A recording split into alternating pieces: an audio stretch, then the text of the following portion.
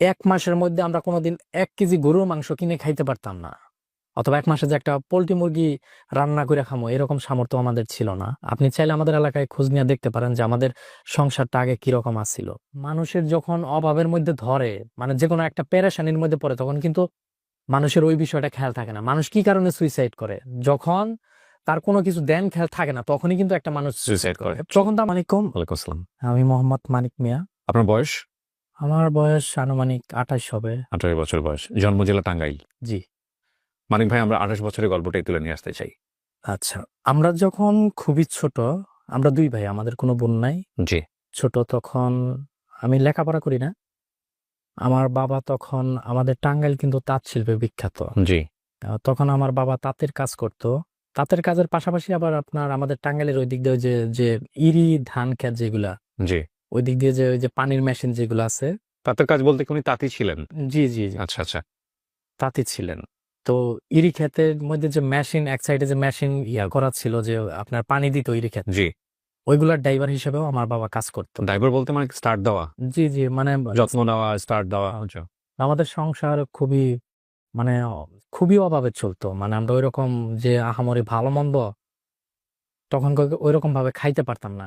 আর তখনকার আমার বাবা হাজিরায় কাজ করতো, দৈনিক হাজিরা আপনার 50 থেকে 60 টাকা। আপনি বড় ছেলে? না না না, আমি ছোট। ছোট? আমার বড় ভাই আছে। আপনি যে গল্পগুলো বলতেছেন এগুলো কি আপনার ছোটবেলায় নিজের চোখে দেখা?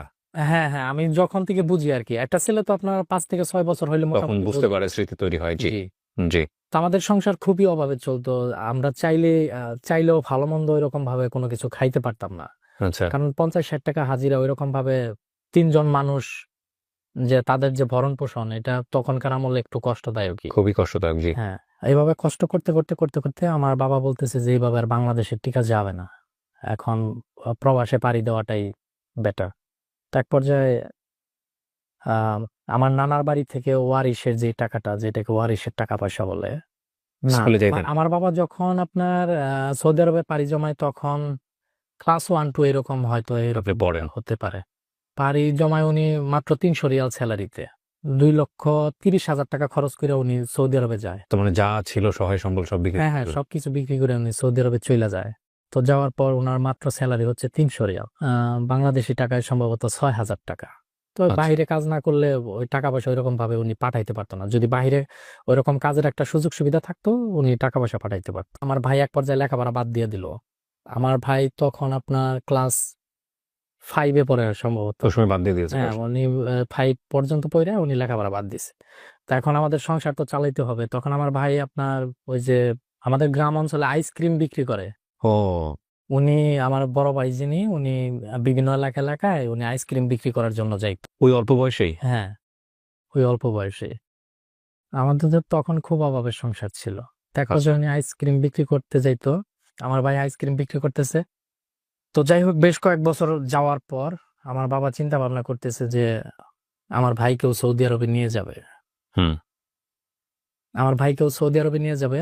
তো বেশ কয়েক বছর পর আমার ভাইরেও সৌদি আরবে নিয়ে গেল, ঋণ ধার দেনা কইরাই আর কি কি। বলেন? ওর তো বয়সই হয় নাই। হ্যাঁ, ওর তো বয়সই হয় না। ওই যে কয়েক বছর পর আপনার মানে তখন কি ও অ্যাডাল্ট? মানে অ্যাডাল্ট বলতে ওই 18 বছর হয়েছে, তখন 12-13 বছর। আগের আগের জামানায় যখন যারা বিদেশ যাইতো, তারা কিন্তু তখন বয়সটা বাড়াইয়া যাইতো। যদি বয়স হইতো আপনার 15, তখন আপনার বাড়াই দিত আহ, 18। হ্যাঁ, বয়স বাড়াই দিত 23-24 বানাইয়া, তারপর আবার নিয়ে যেত। চলে যাইতো। তো ওই যে আমি বললাম না যে বেশ কয়েক বছর পর, আচ্ছা। তখন যার বয়স, মানে 22-23 হয়নি, কিন্তু 15-16 বছর বয়স হ্যাঁ এরকম। এরকমই 16-17 এরকম। আচ্ছা, নিয়ে তখন গেল। তার বয়স 23-24 দিয়ে আপনার সৌদি আরবে পাঠাই দিল। 4 লাখ 5 লাখ টাকা খরচ হয়েছে তখন আচ্ছা নেওয়াতে। আচ্ছা। তো আমার ভাই সৌদি আরব যাওয়ার পর ওই রকম ভাবে কোনো টাকা পয়সা দেয় নাই। তখন আমার ভাইয়ের যেই টাকাটা, ওই টাকাটার প্রেশার আমার বাবার উপর পড়লো। মানে আরো বিশাল অভাবের মধ্যে পড়ে গেলাম। আর দেনাটা এটা কিভাবে শোধাবে, আমাদের পরিবারের খরচটা কিভাবে দিবে? তখন সম্ভবত আপনার আমাদের এই ব্রাক স্কুলে পড়ি সম্ভবত। হুম। ব্রাক স্কুলে পড়ি। তো আমি আগের থেকেই বিভিন্ন কাজে, মানে বিভিন্ন কাজ করতাম, বিভিন্ন ভাজের কাজ করতাম। যে সময়টা পাইতাম, তখন যেই কাজ পাইতাম আমি তখনই ওই কাজটাই করতাম। জমির কাজ থেকে শুরু করে উম, সব ধরনের কাজ? আমার এই লাইফে আমি অনেক কাজ করছি। জি। এক পর্যায়ে আমি হাই স্কুলে গেলাম এই কষ্টের মাঝামাঝি। আমার বাবা হালকা পাতলা কিছু দিত, আমিও টাকা পয়সা খরচ করে করে নিজের লেখাপড়ার খরচও আমি চালাইতাম। কিন্তু আমার লেখাপড়া করার খুব ইচ্ছা ছিল। তো যখন টেনে পড়ি, তখন আপনার আমার লেখাপড়ার খরচটা তখন আরো মানে আমার বাবার পক্ষে দেওয়াটা একদম অসম্ভব হয়ে গেল। পরিবার চালানোটাও ওনার জন্য বিশাল কষ্টকর হয়ে যাইতেছে। আর আমাদের গ্রাম অঞ্চলের ওইদিকে একটা প্রবলেম আছে যে সেটা হচ্ছে যে কেউ যদি অভাবে চলাফেরা করে, কাউকে যদি চারিদিক দিয়ে অভাবে ঘেরাও করে, তখন কিন্তু ওই মানুষগুলোরে সবাই অবহেলা করে। তো এক পর্যায়ে আমাদেরকেও ওইরকম ভাবে আপনার পাড়া প্রতিবেশী যারা আছে তারাও অবহেলা করতো, আমার নিজের মানুষ তারাই অবহেলা করতো। তো আমরা আমরা আমার যে আমি যে জায়গার মধ্যে থাকতাম, আমার দাদির বাড়ি যেটা আর কি, ওই বাড়িতে আমার বাপ চাচারা ওনারা হচ্ছে 6 ভাই। 6 ভাইয়ের আমার বাবা পাইতো 2% জায়গা, আমার আরেক চাচা পাইতো 2%। তো আমরা 2% জায়গার মধ্যে থাকতাম, যে জায়গাটা খুবই কুচকাচ ছিল, ও, অনেক মানুষের অনেক কথা। 2 শতক জায়গা আপনারা হ্যাঁ, নিশ্চয়ই বুঝতে পারছেন, খুবই অল্প। তো আমরা তো আমার বাবা যখন সৌদি আরবে সর্বপ্রথম যায়, তখন আমরা একটা ছারফা ঘরের মধ্যে থাকতাম। ছাপরা ছাপরা। ছিলেন কিনা হ্যাঁ, জানি না। চিনি চিনি, ছাপরা ছিল, ওই কোনো রকম একটা টিন দেওয়া, চারপাশে হ্যাঁ, বাঁশের বেড়া। ছাপরা ঘরের মধ্যে থাকতাম, এরকম একটা বাঁশের দরজা, যেটাকে কি হুম, ঝাপ বলে না কি জানি হুম, একটা বলে, হুম। এরকম ঝাপের দরজার মধ্যে ছিলাম, মানে খুবই কুচকাচের মধ্যে ছিলাম। একটা সময় আমার এত অভাব দেখা দিছে যে ওই সময় কোনো কাজ খুঁজে পাইতেছি না। আমার মামা তো ভাই রাজমিস্ত্রি, তো এসএসসি পরীক্ষার আগে আগে আপনার? হ্যাঁ, তখন আমার মামা তো ভাইরে বলতেছি যে, আমি তো কোনো কাজ পাইতেছি না, তাইলে হুম। আমার একটা কাজের ব্যবস্থা করে দে। তখন ওই বললো যে তাহলে আমার সাথে রাজমিস্ত্রি কাজই কর। তো তখন আপনার 200 টাকা হাজিরা, আমি রাজমিস্ত্রি কাজ করি। 200 টাকা হাজিরা, আমি সকাল 6টায় যাইতাম, রাইতের 10টা 11টায় আসতাম। অথচ রাজমিস্ত্রির কাজ শেষ হয় আপনার বিকেল 4টার মধ্যেই। হ্যাঁ। তো তখন 10টা 11টার মধ্যেই কাজ শেষ হইতো, 10টা 11টা পর্যন্ত মানে কাজ করাইতো। তো আমি কাজ করতাম। এক পর্যায়ে এইভাবে কাজ করতে করতে করতে করতে করতে করতে তখন আমি চিন্তা ভাবনা করলাম যে আমার দ্বারা সম্ভবত লেখাপড়া এত দূর যাওয়া সম্ভব না। কারণ আমি আমার পরিবারের যে একটা অবস্থা দেখতেছি, আমার ভাইও টাকা পয়সা দেয় না, আর আমার বাবার যে ইনকাম, এই ইনকাম দিয়ে আমার পক্ষে চাকরি পর্যন্ত যাওয়া কোনোভাবেই সম্ভব না। হুম। তার থেকে কি কাম, আমি আপাতত এসএসসি পরীক্ষাটা দিয়ে আপনার লেখাপড়া শেষ করে দিই। তো এক পর্যায়ে আমি মাটি কাটা শুরু করলাম। মানে এসএসসি পরীক্ষার সময় তো বিভিন্ন ফিস টিস দিতে হয়, তারপর প্রাইভেটের যে খরচটা এগুলো বহন করতে হয়। তো আমি রাজমিস্ত্রির কাজ করার পাশাপাশি যখন রাজমিস্ত্রির কাজগুলো শেষ হইতো, তখন আমি আবার মাটি কাটার কাজগুলো করতাম। আবার বিভিন্ন সময় এই যে আমাদের ওইদিকে যে বয়েল আছে, যেটাকে বলা হয় ধানের বয়েল, ওইগুলোর মধ্যে ধান ভাঙানোর কাজেও যাইতাম। এসএসসি পরীক্ষা দিয়ে আমি 2015 সালে জি। আমি ভোকেশনাল নিয়ে পড়ছি। তো আমি আমার আম্মার মাঝে মাঝে বুঝাইতাম, আম্মা তুমি চিন্তা করো না, আমাদের দিন এরকম থাকবে না। উম, কোনো না কোনো সময় এইরকম দিন এটা পরিবর্তন হবেই। কারণ আমাদের এরকম একটা অভাবের সময় গেছে যে আমরা 1 মাসের মধ্যে আমরা কোনোদিন 1 কেজি গরুর মাংস কিনে খাইতে পারতাম না। মানে 1 মাসের মধ্যে যে আমরা 1 কেজি গরুর মাংস কিনে খাইমু, এরকম সামর্থ্য আমাদের ছিল না। অথবা 1 মাসে যে একটা পোল্ট্রি মুরগি রান্না করে খামো, এরকম সামর্থ্য আমাদের ছিল না। আপনি চাইলে আমাদের এলাকায় খোঁজ নিয়ে দেখতে পারেন যে আমাদের সংসারটা আগে কিরকম আসছিল। তো যাই হোক, এসএসসি পরীক্ষা দেওয়ার পর তখন আমার বাপ মায়ে বলতেছে যে তাই তুই এক কাজ কর, এখন যেহেতু ঋণ পাতি হালকা পাতলা একটু গোছে, তুই এক কাজ কর, সৌদি আরবে আইসা পড়। এটা কে বলবো, বাবা? হ্যাঁ, আমার বাবা মা ওনারা সবসময় বলতেছে যে সৌদি আরবে যা, উমরা টুমরা করতে পারবি, টাকা পয়সা কম কামাস বেশি কামাস। আমার আগের থেকে ইউরোপের স্বপ্ন যে আমি সৌদি আরবে যাম না, সৌদি আরবে যাবো পরে টাকা পয়সা কামাইয়া। তো এখন বলতেছে যে তুই কোন দেশে যাবি। আমি বললাম যে যেহেতু তোমরা আমার ইউরোপে নিতে পারবা না, ইতালিতে যেহেতু পাঠাইতে পারবা না, এত টাকা পয়সা যেহেতু নাই, তাইলে আমার সিঙ্গাপুর পাঠিয়ে দাও। তখন আমি আপনার 2017-র দিকে সিঙ্গাপুর যাই, আপনার আনস্কেলে, স্কেল ছাড়া। আচ্ছা। 5,70,000 টাকা খরচ হয়, সব টাকাই ঋণ। সিঙ্গাপুরে একটা চায়না কোম্পানিতে যাই। তখন আমার বেসিক স্যালারি হচ্ছে আপনার $17 আর কি। কোম্পানিটা খুব একটা সুবিধার না, মাস শেষে দেখা গেছে যে $430, হয়তো সর্বোচ্চ বেশি কষ্ট করলে হয়তো ওভার টাইম যদি হয় $500 এরকম আসে।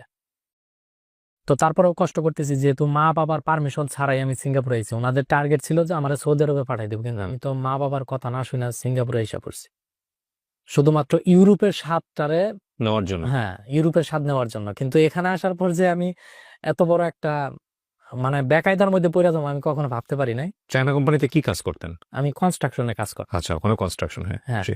আমি ওই কোম্পানিতে যতগুলা চায়না দেখছি, একটা চাইনিজের ব্যবহার ভালো না।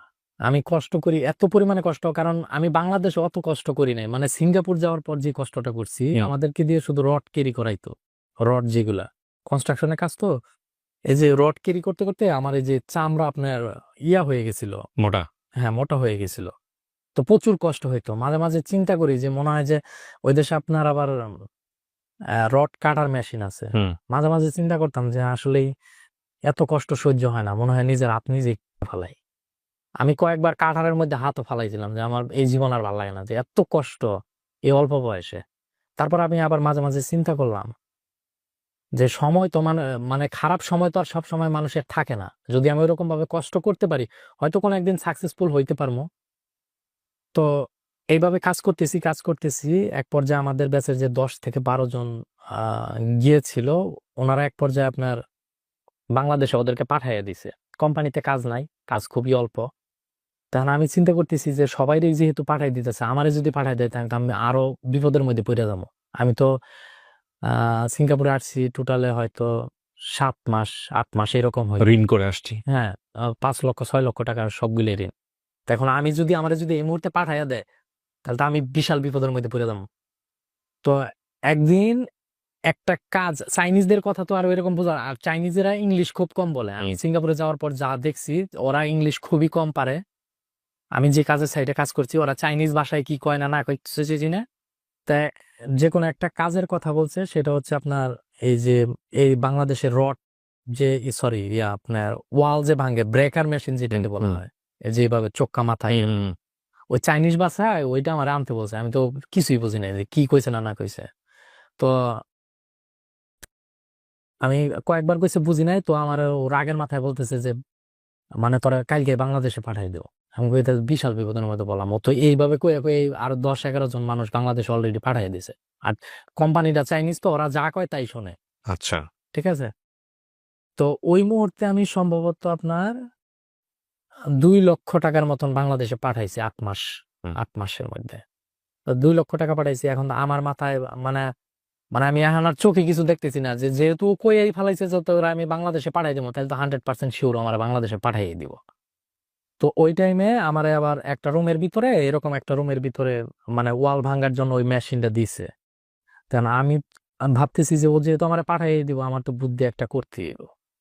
আমার যে মেশিনটা দিছে, ওই মেশিনটা মানে একটা ওয়ালের মধ্যে ইয়া করতেছি, তখন আমি নিজে চিন্তা করতেছি যে আমার টাকা তো যেভাবে হোক আমার উঠে নিতে হইব। এই টাকা যদি আমি না উঠে নিতে পারি, আমি বাংলাদেশে যেহেতু আমি বিশাল বিপদের মধ্যে পড়বো। মানে আমি তো পুরাই ঋণ। তো আমি আবার কি করছি, আমার এই যে হাতটা দেখতে পাইতেছেন, এই হাতের উপরে আপনার ওই যে ওইটা কিন্তু 5 থেকে 6 কেজি ওজন হয়। হ্যাঁ, হাতের উপরে আমি ওই মেশিনটা ফালাইছি। মানে আর যেহেতু আমি বাংলাদেশে এমনেও যাবো কিছু টাকা নিয়েই যাবো।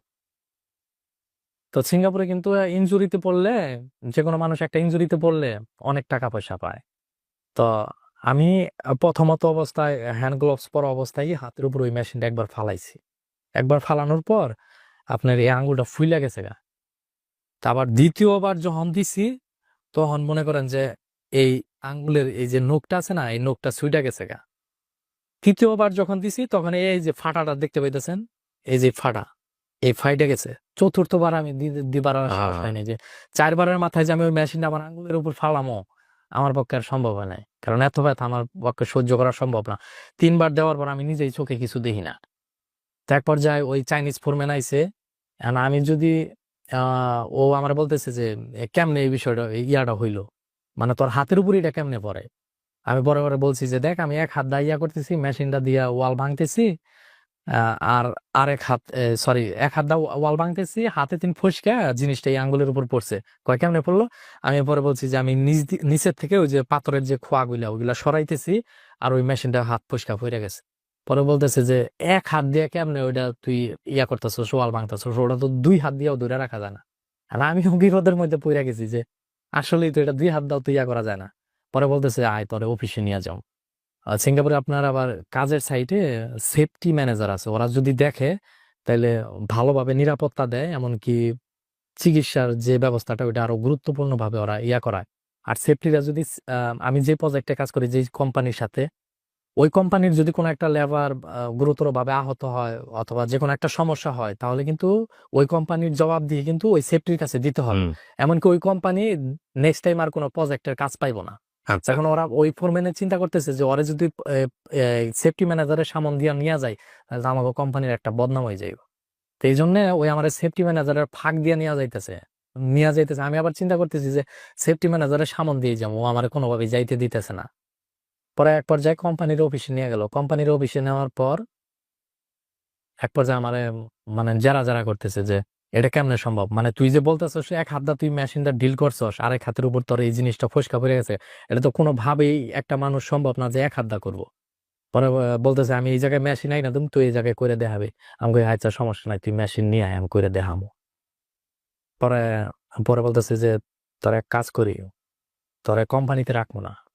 তা আমি তো জানি যে কোম্পানিতে তোরা রাখবি না, এটা আমি আগেই জানি। হুম কোম্পানিতে রাখবি না দেখি তো আমি এই কাজটা করে বুঝি। কোম্পানিতে যদি কোনো সমস্যা হয়, কোনো লেবার যদি এমন আনে যে কেস করে, হুম যাওয়ার পর যদি কেস করে, ওইটা সরকারি ভাবে ওই কোম্পানির উপর একটা প্রেশার পড়ে। আচ্ছা পরে আমি বলতেছি যে আমি এমনে গিয়ে তগর নামে কেস করবো। এক পর্যায়ে বাঙালি ফোরম্যানের মাধ্যমে ম্যানেজ করতেছে, তাহলে এক কাজ করো, তোমারে $এত নিয়ে দেই, তুমি যাও গা। দেশে চলে যাও। হ্যাঁ। পরে এক পর্যায়ে তখন আমি তো জানি যে আমরা আগেই পাঠাইয়া দিব, পাঠাইয়া দেওয়ার কারণেই কিন্তু এই ঘটনাটা ঘটানো। তো এক পর্যায়ে আমি ওখান থেকে $1500 পাই, মাত্র মাত্র $1500 পাই। ওখানে সিঙ্গাপুরে কিন্তু আমি খাওয়া দাওয়ায় অনেক কষ্ট করছি শুধুমাত্র টাকা সেভ করার জন্য। পরে 1500 হাতের আঙ্গুল বিসর্জন দিয়ে $1500। আমি $1500 নিয়ে কত সালের গল্প আনুমানিক? এটা 2017। 17 গল্প। জি আপনাকে দেশে পাঠিয়ে দিল। হ্যাঁ। পরে আমি বাংলাদেশে ব্যাক করি। এটা কিন্তু পুরোটাই সিক্রেট। আজকে যে বিষয়টা সিঙ্গাপুরের যে ওই জানেন না। অনেক সিক্রেট বিষয় আমার অনুষ্ঠানে আসলে বের হয়, সমস্যা নাই। এটা কিন্তু এই আজকাল সর্বপ্রথম মানে ফাঁস মিডিয়ার সামনে আগে কিন্তু কখনো কেউ কখনো জানে না। মিডিয়ার সামনে ফাঁস করি না। না, নিটটা দেখেন আপনারা। ও যে কাজটা করছে, এটা যে আমি যদি অল্প কিছু অর্থ দেশে নিয়ে যেতে পারি, আমাকে তো পাঠাই দিবে, এবং সেটার জন্য সে তার আঙ্গুলটাকে ক্ষত করেছে। আমার কিন্তু কোম্পানি থেকে ট্রিটমেন্ট করাইছে। সিঙ্গাপুরের যে মাওসাত হসপিটাল, যেটা ওই হসপিটাল আমার ট্রিটমেন্ট করাইছে। এমনকি তান্তক সিং হসপিটাল, সিঙ্গাপুরের দুইটা হসপিটালই বড়, মাওসাত হসপিটাল আর হচ্ছে তান্তক সিং হসপিটাল। যেটা তান্তক সিং হসপিটাল ওটা হচ্ছে সরকারি, আর মাওসাত হচ্ছে প্রাইভেট। তো ওই হসপিটালে ট্রিটমেন্ট করায় আমার এমন ওষুধ দেয় যে আগের দিন খাইলে পরের দিন মানে কাঁটাটা শুকিয়ে যায়। আমি আবার কি করতাম, হাত দিয়ে দিয়ে ইয়ে করতো, হ্যাঁ ওই যে আপনার সুই দিয়ে, না শুকায়। হ্যাঁ সুই দিয়ে খোসায় মানে কাঁচা বানাইতাম, আর চুরি করে তেঁতুল খাইতাম, মানে যাতে না শুকায়। হ্যাঁ যাতে না শুকায়। কিন্তু কিছু কিছু কখনো ভাবছেন যদি এরকম হয় যে হাড়টা ইনফেকশন হয়ে গেল কোনো কারণে, মাথায় আসে না, শুধু টাকার কথায়? মানুষের যখন অভাবের মধ্যে ধরে, মানে যে কোনো একটা পেরেশানির মধ্যে পড়ে, তখন কিন্তু মানুষের ওই বিষয়টা খেয়াল থাকে না। মানুষ কি কারণে সুইসাইড করে, যখন তার কোনো কিছু দেন খেয়াল থাকে না, তখনই কিন্তু একটা মানুষ সুইসাইড করে। তখন তো আমার পিঠ পুরাটাই দেয়ালে ঠেকে গেছে যে আমি মা বাবার কথার অবাধ্য হয়ে আমি সিঙ্গাপুরে আইছি, এখন এইখানে আইসাও ধরা খাইছি। এখন আমি যদি অল্প কিছু টাকাও যদি বাংলাদেশে নিয়ে যাইতে পারি, তাহলে তো আমি বিশাল বিপদের মধ্যে পড়ে যাবো। তখন তো আমার ওই টাইমে ওই বিষয়ে আমার কোনো কাজই করে নাই। এখন না চিন্তা করি যে তখন যে কাজটা ঘটাইছি, যেটা আমার জন্য যে কতটুকু বিপজ্জনক ছিল, এখন না বুঝতে পারি, তখন তো আর এইগুলা মাথায় ছিল না। জি। তারপর কাঁচা রাখার জন্যই আমি বারবার ইয়া করতাম। তো এক পর্যায়ে দেখলাম যে না, শুধু মানে সুবিধা খাওয়াইলেই তো আর হয় না, মানুষের সামনে কিছু কিছু ওষুধ দেখাইয়াও খাইতে হয়, না হলে তো কোম্পানি খবর নিব যে ও কি ওষুধ ঠিক মতো খায় কি খায় না। মানে এক পর্যায়ে খোঁচাই, আর এক পর্যায়ে যে ফাঁকে ফাঁকে অগর সামনে দুই একটা ওষুধ খাই, ওই দুই একটা ওষুধেই আপনার কাটা শুকিয়ে যায়। পরে বললাম যে না, আমার পক্ষে আর সম্ভব হইতেছে না যে বারবার এই জিনিসটারে কাঁচা করা।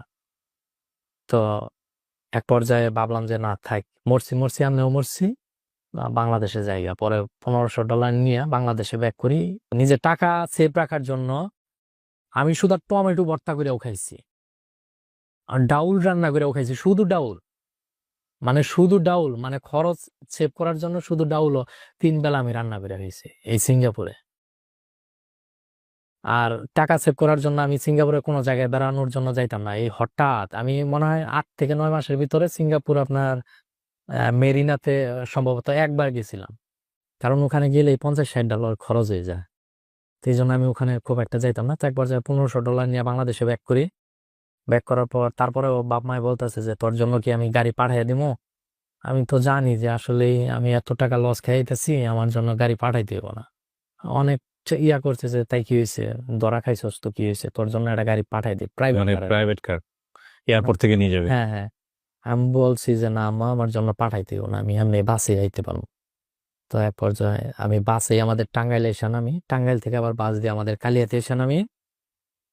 কালিহাতি নামার পর আপনার কালিহাতি থেকে আমাদের এলাকায় আসি ভ্যানে। তখন যে আমার এত খারাপ লাগতেছে যে আমাদের আমাদের গ্রাম অঞ্চলের মানুষ সবাই গাড়ি দাও মানে এলাকায় এসে নামে। আমার মায়ের যদিও বলছে, কিন্তু আমি তো বুঝতে পারতেছি যে আমি কতগুলা টাকা লস দিয়েছি। এই মুহূর্তে 4-5 হাজার টাকা খরচ করে তো আমার জন্য গাড়ি পাঠানোটাও ঠিক না।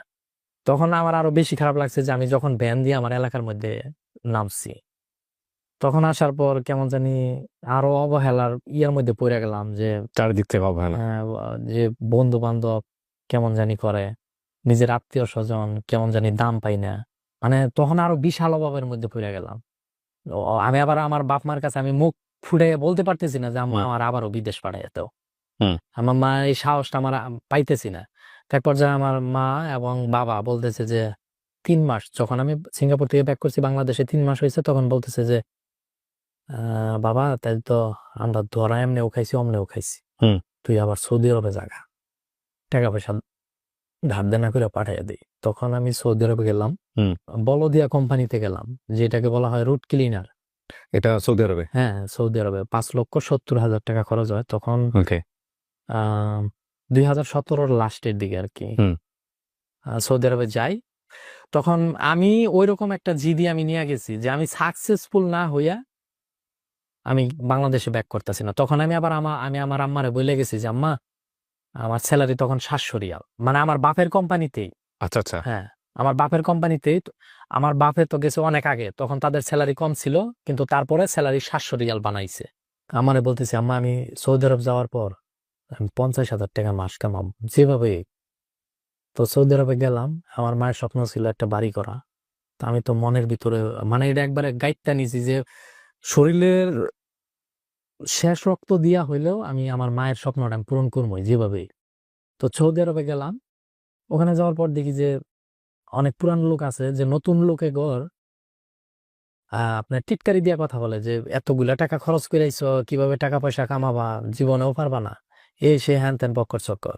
তা আমি বলতাম, পুরান লোকের বলতাম যে ভাই আমরা তো নতুন আইছি, আমি এনে তো টাকা কামানোর কোনো সোর্স পাইতেছি না ভাই, আমার একটু শিখাই দেন না কেমনে কি টাকা কামাইতে হয়। বিদেশে কিছু ভাই ব্রাদার আছে, এরা মানে সহজেই কইব না, আপনার টাকা কামানোর সোর্সটা দেখাই দিব না। হুম। কিছু কিছু লোক আছে, তো আমার কেউ শিখায় না যে কেমনে টাকা কামাইতে হয়। তো আমাদের ডিউটি হচ্ছে টোটালে 8 ঘন্টা কোম্পানির ডিউটি। আমি বলতেছি যে টাকা তো আমার কামাইতে হইব যেভাবেই, কেউ কস বা না কস, আমি যেভাবে ক্লিন আমি বাই করবই। ক্লিনার যেটা বলা হয় যে রাস্তা পরিষ্কারের যে কাজটা, বিভিন্ন পেপার পরিষ্কার, বিভিন্ন পেপার। সরকার থেকে করে এটা? হ্যাঁ হ্যাঁ, এটা সরকারি ভাবেই করায়, মানে ময়লা আবর্জনা যেটা ওইটা পরিষ্কার করা, ওই কাজে গেছিল। তখন আমাদের ডিউটি শুরু হয় সকাল 6টা থেকে নিয়ে বিকাল 4টা পর্যন্ত। তো সকাল 6টায় যেতাম, বিকাল 4টায় যেতাম, নতুন নতুন 1-2 মাস কিছুই বুঝি না, কেউ কয়ও না, কিছু বুঝিও না। পরে চিন্তা ভাবনা করলাম যে 4টা বাজে ডিউটি শেষ হইলেও আমি রুমে যাবো না, আমি বাইরে কাজ করবো, সাইকেল নিয়ে ঘুরমু, আর দেখবো যে কোন জায়গায় মাল সামানা ফেলাইছে। বলদিয়া সৌদিরা আবার কি করে, ওদের বাসার সামনে এই যে ড্রাম আছে না, ড্রাম ড্রাম দিয়ে, আর এই যে আপনার কিস যেটা বলা হয় পলিথিনের কিস, হুম। ওই ড্রামের মধ্যে পলিথিনের কিস দেয় ওরা। বিভিন্ন ময়লা আবর্জনা জিনিসপত্র, সৌদিরা কিন্তু আপনার যে কোনো একটা ইলেকট্রনিক্স এর জিনিস ঠিক করে না, নষ্ট হলে ভালো। নষ্ট হলে ফালাই দেয়। এই ওয়াশিং মেশিন, টিভি, ফ্রিজ যা আছে সব। আপনার এই বুদ্ধিটা মাথায় আসলো কিভাবে?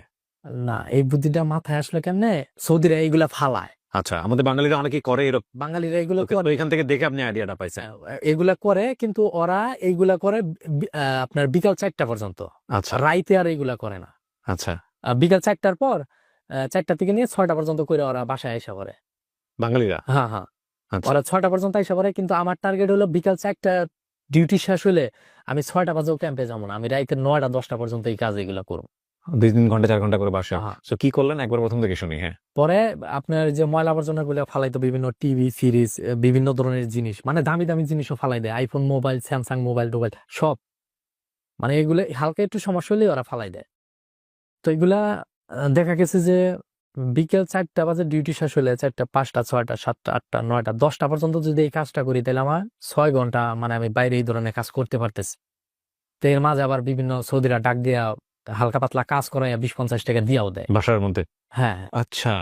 তো এগুলা দিয়ে দেয়। তো এইভাবে দেখলাম যে আমি অনেক ধরনের সামান পাই, মানে অনেক সামান, এমন পরিমাণে সামান পাই যে এক সপ্তাহে মাল জমাইলে মনে হয় যে এরকম রুম 3-4টা আমি ফিল আপ করে ফেলাইতে পারবো, ওরে বাবা, এত পরিমাণে মাল পাওয়া যায়। এগুলো এখন সরকার কিছু বলে না না? না না না, এটা বলদিয়াদের জন্য এটা বৈধ, কারণ সৌদি সরকার জানে। ও, বলদিয়া মানে হচ্ছে আলটিমেটলি আপনারা যারা ক্লিন করেন এদেরকে বলদিয়া বলা হয়, নাকি বলদিয়া কোম্পানির পক্ষ থেকে যারা কাজ করে এদের জন্য বৈধ? এইটা হচ্ছে আপনার আমাদের বাংলাদেশে ম্যাজিস্ট্রেট আছে না, হুম। ওই দেশেও আপনার বলদিয়া আছে। ও ওই দেশে ওইটা ম্যাজিস্ট্রেট সিস্টেম হয়, ওনাদেরকে বলদিয়া বলা হয়। আচ্ছা আমরা ওই বলদিয়াদের আন্ডারেই কাজ করতাম। আচ্ছা। মানে বলদিয়া কোম্পানি বলা হয় ওইটাই যারা রুট ক্লিনারের কাজটা করে। ওকে। আমরা রুট ক্লিনারের কাজ করতাম, সেই সুবাদে ওই দেশে বলদিয়ার লেবারের একটা পাওয়ার থাকে। আচ্ছা আচ্ছা, তো আপনাদের জন্য এটা বৈধ ছিল? হ্যাঁ হ্যাঁ, ওইটা আমাদের জন্য বৈধ, কারণ তারা জানে আমাদের স্যালারি কম, 700 রিয়াল মাত্র। ওকে। তো 700 রিয়াল দেওয়া তো আর কিছু হয় না। আপনারা না নিলে কি হবে? এটা ক্লিনের মধ্যেই চলে যাবে, সরকার এটা পরিষ্কার করে দিবে, নিয়ে ভাগারে চলে। আমরা যদি না নেই, আমাদের যে যারা গাড়ি চালায়, আমাদের কোম্পানির ওই যারা গাড়ি চালায় তারা নিয়ে যাবো, নিয়ে ফেলে দিবে ময়লা? না ওরাও নিয়ে বিক্রি করেই ফেলাবো। আচ্ছা, এটা আমাদের কাজই তো হচ্ছে পরিষ্কার করার। এটাও একটা পরিষ্কার। ওইটা জিনিসটা ফালাইলে ওইটা ওই জায়গায় রেখে দিলে তো ওটা ময়লা তো আবর্জনা। আমি যেটা বুঝেছি যে শুধুমাত্র পরিষ্কার টাইম না, যখনই পাচ্ছেন আপনি কালেক্ট করতেছেন, ডিউটির সময়ও আপনি চাইলে কালেক্ট করতে। ডিউটির সময় ওইটা ফালাইলে আমি নিতে পারতেন, নিতে ওটার সমস্যা না। আমি কেন ওনাকে প্রশ্ন করছি, আমি ওনার ভিডিওগুলো দেখেছি, আমি এরকম দু একটা ভিডিও উনি করেছেন। আমি প্রথম কথা হচ্ছে যে আমাদের দেশে যারা বিদেশে গিয়ে কাজ করেন, আমরা যখন একাডেমিক্যালি পড়তাম এই কাজগুলোকে অনেক সময় লার্জ স্কেলে বলা হয় DDD, dirty, difficult and dangerous. তো এই জন্য অনেকেই বলতে চান না, অনেকেই বলতে আমাকে এখন এটাকে বেসিক জব বলেন বা অন্যভাবে এটাকে এক্সপ্লেন করেন, অনেকেই বলতে চান না মান সম্মানের ভয়ে হোক বা যে কোনো কারণেই হোক, পরিবারের কাছে কিভাবে মুখ দেখাবেন এইসব ব্যাপারে বলতে চান না। কিন্তু ওনার ভিডিও আমাকে প্রথমত নক করে একটা কারণে, যে উনি আসলে ওনার যে স্ট্যাটাস, ওনার যে অবস্থা, উনি সেটাই দেখিয়েছেন। হ্যাঁ, এবং সেখানে কোনো ধরনের কোনো কার্পণ্য করেননি। সে গল্পে আমি পরে যাব। তার আগে আমি যেখানটায় ছিলাম, যে আপনি এটা কালেক্ট করলেন এবং হ্যাঁ, এগুলো আমি আবার আপনার প্রতিদিনই বিক্রি করতাম। কোথায় বিক্রি করেন? ওই দেশে আবার স্ক্র্যাপের গাড়ি আছে, যারা এই সামানগুলা কিনে, স্ক্র্যাপ মানে ভাঙ্গারি সামান যেগুলা যারা কিনে, আহ, তাদের কাছে আমি বিক্রি করতাম। তো প্রতিদিনই আমি বিক্রি করতাম, কোনোদিন 100 রিয়াল, কোনোদিন 150 রিয়াল, কোনোদিন 70 রিয়াল, কোনোদিন 80 রিয়াল, এভাবে বিক্রি করতাম। তো আমার সামান বিক্রি করা দেখে মানে অন্য অন্য লেবার তো মাথা খারাপ হয়ে গেছে। অবাক, যে ওই এত পরিমাণে মাল সামান কইতে দেয়, থেকে পায়? আমরা তো এত মাল দিতে পারি না। আমরা হয়তো সর্বোচ্চ দিলে 20 টাকা, সর্বোচ্চ হলে 30 টাকা, আমরা তো এই 1-150 টাকা। স্ক্র্যাপের নিয়ে ওরা কি করে এগুলা? ওরা আবার ওই যে আপনার বাংলাদেশে কিরকম আছে না, যে বাঙালি সামানগুলা আরো বড় অন্য কোনো জায়গায় কোম্পানি করে। বিক্রি করতেছে বা এগুলো ওরা হচ্ছে আপনার ওই স্ক্র্যাপের গাড়িগুলো আমাদের কাছ থেকে সামানগুলা কিনে নিয়ে ওরা মানে ওই দেশে যারা আরো বড় স্ক্র্যাপের ব্যবসায়ী তাদের কাছে নিয়ে সেল করে। আচ্ছা আচ্ছা। তো এভাবে সেল করতো। আমি মাস শেষে দেখা গেছে যে 3000 রিয়াল, কোন মাসে 4000 রিয়াল। তা আপনার বেতনের চেয়ে কয়েক হ্যাঁ ডবল। হ্যাঁ, অনেক। মানে যখন আমি ইনকামের সোর্সটা বুঝলাম, তখন থেকে আমি প্রতি মাসে 1 লাখ, 1,10,000, 1,30,000 বাংলাদেশি টাকা? এরকম ভাবে টাকা ইনকাম করতাম। হ্যাঁ, বাংলাদেশি টাকা। আচ্ছা। অনেক লেবার আমারে ফলো করা শুরু করলো, যে ও এত টাকা কিভাবে ইনকাম করে। তার পর্যায়ে ওরা দেখে যে আমি প্রতিদিন রাইতের 10টায় যাই। ও, তা এখন প্রতিদিন যদি আমি রাইতের 10টায় যাই, আবার স্ক্র্যাপের গাড়ি মাল দেওয়ার সময় এগুলো রাখতেন কোথায়? স্ক্র্যাপ গুলো এগুলো রাখতেন কোথায়? এগুলা আপনার ওই দেশে মাজরা সাইড, বিভিন্ন জঙ্গল টঙ্গল জায়গা আছে, এগুলো থেকে লুকায় রাখতেন? যারা আছে এইগুলার ঝোপের ভিতরে মানে রাইখা দিতাম। আপনার অনেক সোর্স একটা সৌদিও আছে, আর আমার কষ্ট করা মাল আমরা যদি জমায় রাখতাম, চুরি করে নিয়ে যাইতো, তখন আরো খারাপ লাগতো। মানে এগুলো কি বাঙালিরাই চুরি করতো নাকি আলটিমেটলি? অনেক বাঙালিরাও চুরি করে, আপনার অনেক সৌদিরাও চুরি করে। আচ্ছা। ঠিক আছে।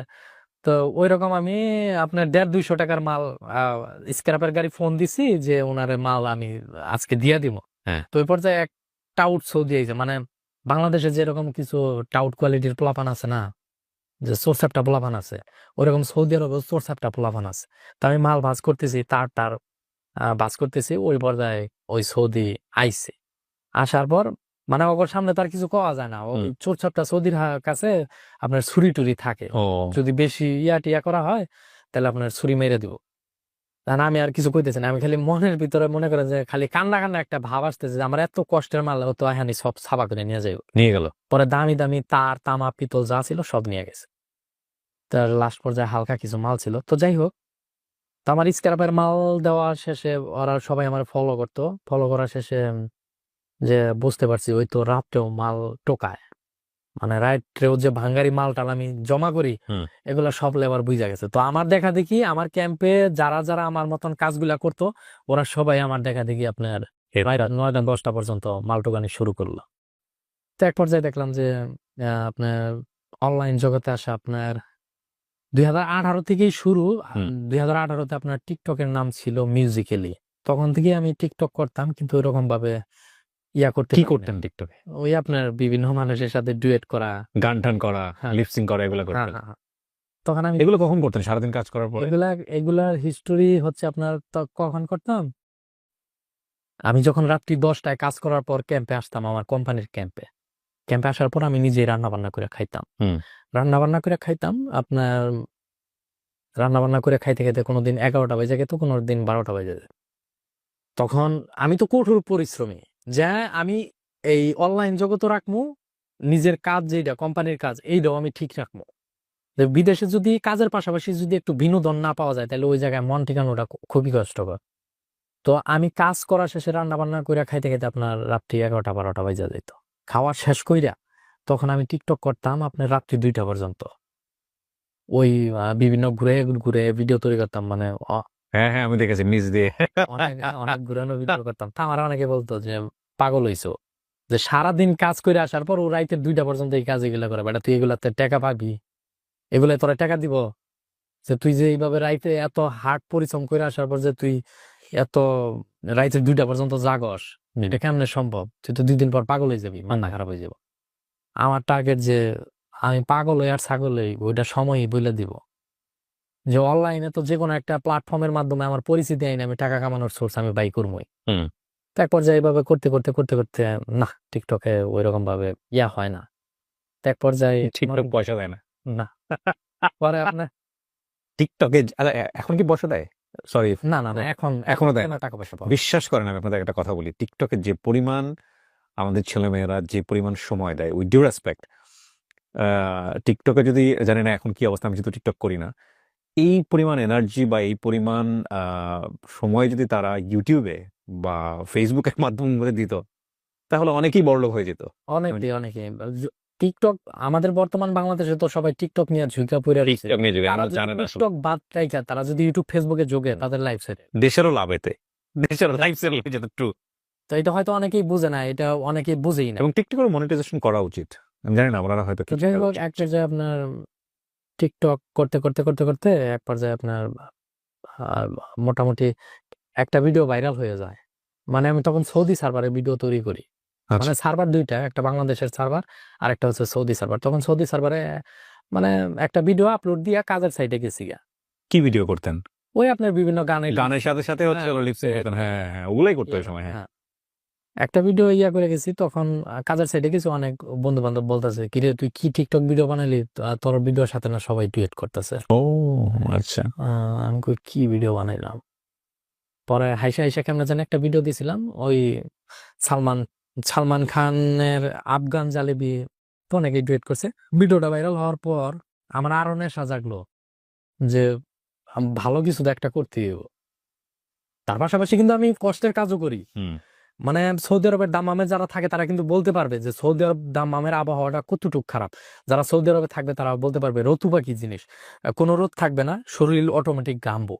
হুম। মানে আপনি বাইরে টিকতে পারবেন না, আপনি বাইরে যে স্বাভাবিকভাবে দাঁড়ায় থাকবেন আপনার শরীর গাইমা, মানে প্যান্ট শার্ট সব ভিজা যাব, আপনার শরীর দুর্বল হয়ে যাইব। এত বাজে ওয়েদার? এত বাজে ওয়েদার, এত ধুলাবালি গেছে। আপনার এই ধুলাবালির মধ্যে আপনার ওই দেশের টেইলার আছে। আপনার আমি যে জায়গায় কাজ করতাম ওইটা হচ্ছে আপনার সৌদি আরবের আল কাতিফ। আল কাতিফে থাকতাম, কাতিফের ভিতরেই থাকতাম, কিন্তু আমাদের এরিয়াটা ছিল জারোদিয়া। হুম। আর আমি যে এরিয়াটার মধ্যে কাজ করতাম, মানে যেমন ধরেন আমার একটা সাইড দেওয়া থাকে, যে ওই সাইডটা পুরাটা, ওই এলাকা পুরাটা মহল্লা আমার পরিষ্কার রাখতে হবে, কোনো হুম। ময়লা টয়লা থাকা যাবে না, কোনো পেপার থাকতে পারবো না। তো ওই সাইডেই আপনার আমি ডিউটি করতাম, পেপার টেপার পরিষ্কার করতাম। আমার কাজই ছিল মানে সকাল 6টা থেকে নিয়ে বিকেল 4টা পর্যন্ত পেপার পরিষ্কার করা। তারপরে সেফটি হচ্ছে বুরুশ মারা। আপনার ওই যে ঝাড়ুর মতনই রাস্তা বুরুশ মাইরা, মানে বালুগুলা এক সাইড করা। বাতাস দিয়ে? হ্যাঁ, বাতাস দিয়ে না, ওই আপনার বুরুশ আছে ওই দেশে, বুরুশ। তো ওইগুলা করতাম। তো আমার ওই সাইটেই আমার এরিয়ার সাথে আশকারি ক্যাম্প আছে, যেটা হয় সেনাবাহিনীর ক্যাম্প। ওই বিশাল বড় মানে গর্ত ছিল সেনাবাহিনীর ক্যাম্পের অনে। আপনার ওই ক্যাম্পের অনে মানে বড় বড় টেইলার আছে না বাংলাদেশে, হুম ওইরকম সৌদি আরবে বড় বড় টেইলার আছে। মানে বিভিন্ন বিল্ডিং এর ভাঙ্গা কাঁচরা মাছরা হুম ওই টেইলারে করে নিয়ে ওই আশকারির অনেক গর্তটা ভরতেছে। ওই সৌদি আরবের বিল্ডিং ভাঙ্গার মধ্যে আপনার বিভিন্ন লোহা টোহা থাকে, বিভিন্ন লোহা পিতল তার তামা বক্কর চক্কর অনেক কিছু থাকে। হুম তে এইগুলা ফালাইতো টেইলারে, আমরা আবার কি করতাম 15-20 জন লেবার সবাই ওই টেইলার ফালানোর সাথে সাথেই কে কার মতন মানে লোহা টাইনা এক সাইড করব, মানে এটা ধুলাই মাটি অন্ধকার। মানে যে ঢিলার কোনো খবর নাই, যেমনে পারো এটা টোকাও। হ্যাঁ, যে যে যেভাবে পারে, মানে একটা টেইলার যদি ঢালে, একটা টেইলারের পিছনে যদি 15-16 জন লোক থাকে, তাহলে মানে একটা কারাকারি বাইজা যায় না যে হুম। কার আগে কে কতগুলা মাল নিব। তো ওইভাবে আমি ওখানে আপনার সম্ভবত 1 বছর মানে ওই ট্রেইলারের অনেক শুধু মাল ঢুকাইতাম। 1 বছর ওখান থেকে আমি 1 বছরে টাকা ইনকাম করছিলাম আপনার সম্ভবত 13-14 লক্ষ টাকা, মানে 1 বছরে। তো ওখানে হঠাৎ করে কোনো একদিন ওখানে কাজ করার সময় মানে একটা ট্রেইলার ঢালার সময় অনেকগুলা লেবার তো, ও, আমি হারাহারি করে মানে তাড়াতাড়ি করবার যাইয়া আমার হাতের উপর ওই ট্রেইলার তিন একটা একটা মানে পাথরের খন্ড পরে আমার আপনি এই হাতটা হাতের একটু দেখান, এই যে হাতটা দেখতেই পাচ্ছেন। আপনার হাতটা দেখলে বুঝবেন। আমার এই হাতটা কিন্তু এরকম ছিল, কিন্তু এখন এই যে এরকম আমার অনেকেই জিজ্ঞাসা মানিক ভাই আপনার এই হাতে কি হয়েছিল। তো এই হাতের উপর একটা আপনার পাথর পড়ে, মানে পাথর পইরা এই যে আঙ্গুলটা, এই যে আঙ্গুলের মাথাটা এটা টোটালি ভাঙ্গা, মানে এই যে এরকম মানে এইটুকুনের মধ্যে কোনো ইয়া ছিল না, বশ ছিল না। এখানে তাবুকটা পরার পর মানে পাথরটা পরার পর এখানে মাংস বলতে কোনো কিচ্ছু ছিল না, শুধু এই যে হাতের রগটা দেখা যাইতো, এই যে হাতের রগটা। আর এই আঙ্গুলটা এই যে যে এখানে একটা ফাড়া আছে, এই আঙ্গুলটা হ্যাঁ। বাইরে একবার এইদিকে এসে পড়ছিল, আর এই যেখানের মাংস ছিল না। আহা, এভাবে তো এভাবে একটু ক্যামেরায় দেখেন। হ্যাঁ, এখানে এখানে কোনো মাংস ছিল না, অবশ্য দাগটা যদিও নাই, কিন্তু এই আঙ্গুলটা এই ফাইরে একবার সেই দিকে এসে পড়ছিল। আর এই যেখানে যে আপনারা দাগ দেখতে পাচ্ছেন এখানে কোনো কিচ্ছু ছিল না। তো এক পর্যায়ে এখন আমি চিন্তা করতেছি যে হাতের যে অবস্থা, এটা তো আমার নিজের ট্রিটমেন্ট করাবার গেলে অনেক টাকার ব্যাপার, 20-25 হাজার রিয়াল, এত টাকা আমি পাবো কই। তারপর যে আমি যার কাছে মাল বিক্রি করতাম, পরে ওরে ফোন দেওয়া হয়েছে যে ভাই, আরেক লেবারে ফোন দিছে মানিকগঞ্জেরই, ওই আমার সাথে কাজ করতো, ওর নাম হচ্ছে বাবু। তো এই ফোন দিছে যে ভাই মানিকের তো এইরকম এরকম অবস্থা, তাহলে আপনি একটু গাড়িটা নিয়ে আসেন হসপিটালে যাই। পরে হ্যাঁ গাড়ি নিয়ে আইছে, গাড়ি নিয়ে আসার পর ছোটখাটো হসপিটালে দেখাই, ওনারা না করে যে এটা আমাদের হসপিটালে ট্রিটমেন্ট সম্ভব না। পরে বরিশালের একজন ফোরম্যান ছিল, উনি অত্যন্ত ভালো মানুষ, আমি ওনার রেসপেক্ট করি, এমনকি ওনারে আমি অনেক ভালোবাসি, কারণ আমার এই হাত কাটা নিয়ে উনি অনেক দৌড়াদৌড়ি পারছে। ওনার বাড়ি হচ্ছে বরিশাল, এমনকি ওনার নাম হচ্ছে মোবারক ভাই, আমরা মোবারক ভাই বলে ডাকতাম। আমাদের প্রত্যেকটা লেবারের অনেক ছাড় দিত, অনেক ভালোবাসতো, কাজের জন্য কোনো সময় প্যারা দিত না। তো যাই হোক এক পর্যায়ে উনি ফোরম্যান, পরে আমার অনেক ভালোবাসতো। পরে ওনার গাড়ি দিয়া এখন বলতেছে যে হাতের যে অবস্থা, এটা তো তোমার নিজের টাকা দিয়ে ট্রিটমেন্ট করানো সম্ভব না। পরে উনি বললো যে পরে আমাদের কোম্পানির যে হেড অফিস দাম্মামে ওখানে নিয়ে গেল, যে ওখান থেকে তোমার একটা পেপার বাই করে কোম্পানি থেকে পারমিশন নিয়ে এসে যে তুমি কোম্পানির কাজ করার সময় তোমার এই হাতটা ইয়া হয়ে গেছে, যাতে তোমার কোম্পানি থেকে একটা পেপার দেয়, ওই পেপার দিয়ে জানি আমি তোমার চিকিৎসা করাইতে পারি। তোর পরে উনি কোম্পানি থেকে একটা গুছি পেপার নিয়ে আসলো, গুছি পেপার নিয়ে আসার পর আহ পরে আমরা বড় একটা হসপিটালে গেলাম, হসপিটালের নামটা আমার মনে আসতেছে না, কিন্তু সৌদি আরবের ভিতরে সবচেয়ে বড় হসপিটাল যেটা আর কি। পরে ওই হসপিটালে নিয়ে গেল, আমি তো প্রচুর ব্যথা করতেছে হাতের মধ্যে, সহ্য করতে পারতেছি না। তো আমাদের ক্যাম্পে অনেকে বলতেছে যে মানিকের হাত কাইটা হালাইতে হইব, আর হাত ওইটা থাকবো না, এই সে হাতেন বক্কর চক্কর। আমি তো শুই না, মাথা নষ্ট, যদি এই বয়সে হাত কাইটা হালাইতে ও ভাই ছাড়া। পরে লন্ডনের একটা ডক্টর, উনি বলতেছে যে তুই কোনো চিন্তা করিস না, তোর হাত সব ঠিক থাকবে, তোর আঙ্গুলও কাটবো না। মানে এখানে একটা পিন ঢুকাই দিছিল, এই যে আঙ্গুল এখানে ভাঙ্গা গেছিল, হুম। পরে পিন ঢুকাই দিছিল যাতে আঙ্গুলটা ঠিক থাকে। পরে এই জন্যই আমি কিন্তু বলেছিলাম যে 3D বলা হতো এই কাজগুলোকে। কি পরিমাণ ডেঞ্জারাস আপনারা চিন্তা করে দেখেন, কি পরিমাণ ডিফিকাল্ট। ডেফিনেটলি স্টার্টি ওয়ার্ক, কারণ ধুলা বালি ময়লা যেখানে স্ক্র্যাপ কিছু অর্থ আছে, সেটার জন্য জীবন বাজি রেখে টানাটানি। এই জন্য যারা রেমিটেন্স পাঠায় দেশে, এদেরকে কোন চোখে দেখা উচিত বাংলাদেশে একটু চিন্তা করা উচিত আমাদের। সবকিছুতে বাংলাদেশের সমস্ত নাগরিক সমস্ত সুযোগ সুবিধাতে এদেরকে প্রায়োরিটি দেওয়া উচিত আমি যে কোনো কিছুতে। আমি তো এত ধুলাবালির মধ্যে কাজ করছি যে দেখা গেছে যে দুপুরে যদি আহ দেখা গেছে আমি দুপুরে তো আর ক্যাম্পে যাইনি, আমি দুপুরে যে সময়টুকুন পাইতাম ওই সময়টুকুন কাজ করতাম, কাজ করে আবার যে কোনো একটা গাছতলার মধ্যে শুয়ে থাকতাম, যে কোনো একটা ছায়া জায়গার মধ্যে শুয়ে থাকতাম। দামামে আবার এমন হয়েছে কি যে দামামে প্রচুর ধুলাবালি উড়ে। দেখা গেছে দুপুরে যদি আমি শুয়ে থাকতাম এত পরিমাণে ধুলা আসতো, মানে ধুলায় পুরা শরীর মানে ছায়া যাইতো, মানে চেহারাটা চেনা যাইতো না। হুম। মানে আমার মাথার মধ্যে সৌদি আরবের সবসময় কাজের সাইডে আমি একটা গেঞ্জি বাইন্ধা রাখতাম, কারণ আমার চুল এমনিতেই পাতলা, যদি গেঞ্জি বাইন্ধা না রাখি তাহলে ওই বালি যায় আরো চুল যাইবো গা। তো আবার আর যখন দুপুরে ঘুমাইতাম তখন ওই আপনার মুখ ঢেকে রাখবেন। মুখের মধ্যে গেঞ্জি রেখে তারপরে ঘুমাইতাম। মানে পরে দেখতাম যে যখন ফোরম্যানেরা অন্যান্য লেবার আবার নিয়ে আইসা কাজের জন্য পাঠাইতো তখন দেখতাম যে পুরো শরীরে ধুলাবালি, ইস, মানে অস্থির অবস্থা। তো যাই হোক, আমি প্রচুর ধুলাবালির মধ্যেও কাজ করছি, অনেক ধুলাবালি। ওইটা আমার কোম্পানিতে যারা আছে তারা বলতে পারবে যে আমি যে আজকে এই জায়গায় হিস্টোরিটা বলতেছি, তারা এই হিস্টোরিটা দেখলে অবশ্যই বলবে যে আমি কি পরিশ্রম করছি শুধুমাত্র আমার ওই কোম্পানির ক্যাম্পে বলতে পারবে। এমনকি আমার কোম্পানির ক্যাম্পে যে সমস্ত লেবার আছে তারা সবাই বলতে পারবে যে আমি মানিক, আমি ওই কোম্পানিতে কি পরিশ্রম করছি। আমার ওই কোম্পানিতে যদি কোনো নতুন লেবারও যায় তাদেরকে বলে যে মানিক ভাই কিভাবে এত টাকা কামাইলো, কিভাবে কি করলো, ওনারা এখনো বলে যে মানিক ভাইয়ের মতন পরিশ্রম করতে গেলে তোমার এই পৃথিবীতে 2বার করে জন্ম নিয়ে হল লাগবে, তাও তুমি মানিক ভাইয়ের মতন পারবা না। আমার সবাই ওই কোম্পানির ক্যাম্পে ফোরম্যান লেবাররা যে জিন বইলা রাখতো, যে একটা জিনের পক্ষেও সম্ভব না যে সকাল 6টায় ডিউটিতে আইসা রাইতের 10টায় বাজে যাইয়া তারপর আবার রাইতের 11টা 12টা পর্যন্ত রান্না বান্না কইরা খাইয়া 2টা তারপর আবার পর্যন্ত টিকটক করে। 2টা পর্যন্ত টিকটক করা, বিভিন্ন ভিডিওর মানে প্ল্যানিং করা, এটা কারো পক্ষে সম্ভব না। আমি তো ডিউটিতে যাই অনেক সময় ঝিমাইছি, ঘুমের জন্য আমি কান্না করছি যে আল্লাহ তুমি আমার কি জীবন দিলা। মানে টাকা কামাইতাম ঠিক আছে, কিন্তু ঘুম হচ্ছে এমন একটা জিনিস, একটা মানুষের যদি ঘুম ঠিক মতো না হয় তাহলে কিন্তু তার মানে মেজাজ একটা মেজাজ একটা ভাব খারাপ থাকে। থাকে, শরীর খারাপ থাকে, সবকিছুতেই ডিস্টার্ব। তো তো যাই হোক, আমার কোম্পানির কাছ থেকে পেপার নিয়ে যাওয়ার পরে যে এখানে চিকিৎসা করলো, দেখা গেছে আমার এক হাত দিয়ে সবকিছু করতে হইতো। প্রবাস হইলে এমন একটা জিনিস, আল্লাহর কাছে সবসময় কই আল্লাহ যে প্রবাসে কাউরে তুমি অসুস্থতা দিও না। তো আমার এই হাতটা যাওয়ার পর আমার অনেক কষ্ট হয়েছে, অনেক রান্না বান্না করা, খাওয়া। তখন ওই 1 মাস যদি আমি ম্যাচে খাইছি, কিন্তু এক হাত দা তো আর সবকিছু করা যায় না, অনেক কষ্ট হয়। পর এক পর্যায়ে আমার এই হাতটা সুস্থ হয়ে যায়। তো আমি যেই জায়গায় ইনজুরিতে গেছিলাম, আমার এই হাতটা ওইটা আশকারি ক্যাম্পের ওখানে, ওটা তো সরকারি একটা প্রজেক্ট, ওখানে যেহেতু আমি ইনজুরিতে গেছি, আমাদের বলদিয়ার লেবার যারা আছে তাদেরকে নিষেধ করে দিছে ওই দেশের আশকারি, যে তোদের লেবার এখানে আসার পর একটা অ্যাক্সিডেন্ট হয়েছে, তোদেরকে এখানে কাজ করবার মানে দিব না। মানে আশকারি যেখানে গর্তের ময়লা আবর্জনা ফালাইতেছে ওই জায়গায় আমরা সব লেবারের ইয়া মানে রড যেগুলা ওইগুলা নেওয়ার জন্য, বিভিন্ন আসবাবপত্র নেওয়ার জন্য সবাই কারাকারি করতাম। তো এক পর্যায়ে আশকারি ওনাদেরকে নিষেধ করে দিছে, তোরা এখানে আর কাজ করতে পারবি না। পরে 1 মাস পর আমি সুস্থ হইলাম।